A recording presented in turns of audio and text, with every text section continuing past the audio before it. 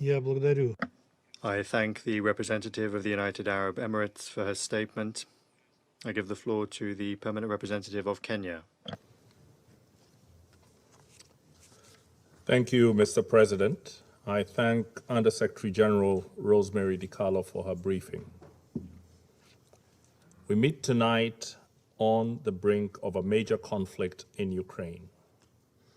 The diplomacy we urged on the 17th of February is failing.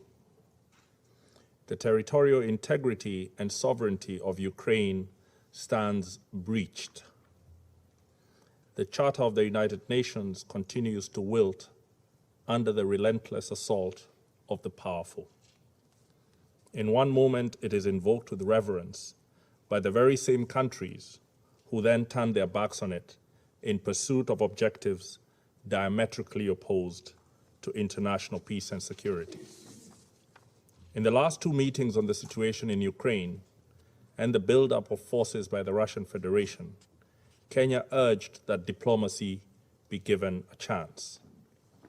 Our cry was not heeded, and more importantly, the Charter's demand for states to settle their international disputes by peaceful means in such a manner that international peace and security and justice are not endangered has been profoundly undermined.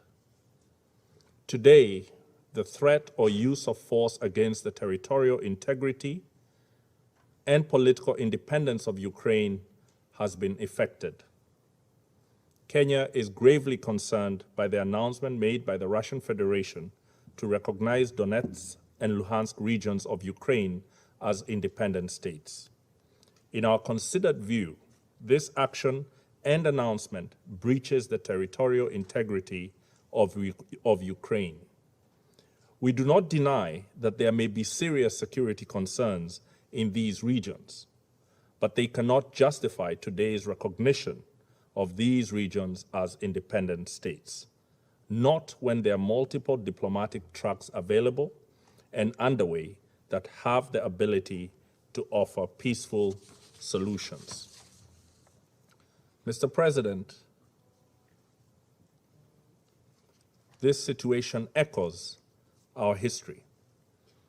Kenya and almost every African country was birthed by the ending of empire. Our borders were not of our own drawing. They were drawn in the distant colonial metropoles of London, Paris, and Lisbon, with no regard for the ancient nations that they cleaved apart. Today, across the border of every single African country live our countrymen with whom we share deep historical, cultural, and linguistic bonds.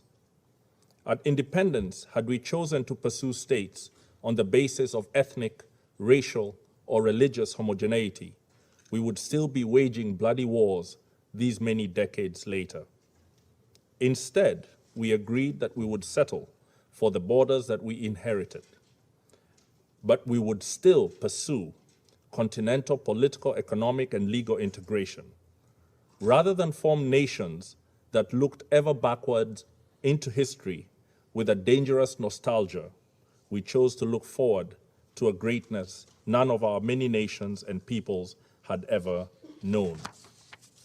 We chose to follow the rules of the Organization of African Unity and the United Nations Charter, not because our borders satisfied us, but because we wanted something greater, forged in peace.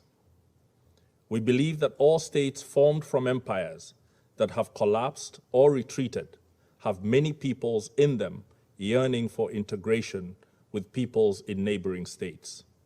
This is normal and understandable. After all, who does not want to be joined to their brethren and to make common purpose with them? However, Kenya rejects such a yearning from being pursued by force.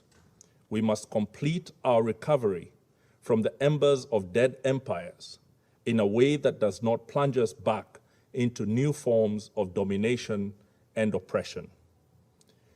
We rejected irredentism and expansionism on any basis, including racial, ethnic, religious, or cultural factors. We reject it again today. Kenya registers its strong concern and opposition to the recognition of Donetsk and Luhansk as independent states. We further strongly condemn the trend in the last few decades of powerful states, including members of this Security Council, breaching international law with little regard. Multilateralism lies on its deathbed tonight. It has been assaulted today as it has been by other powerful states in the recent past.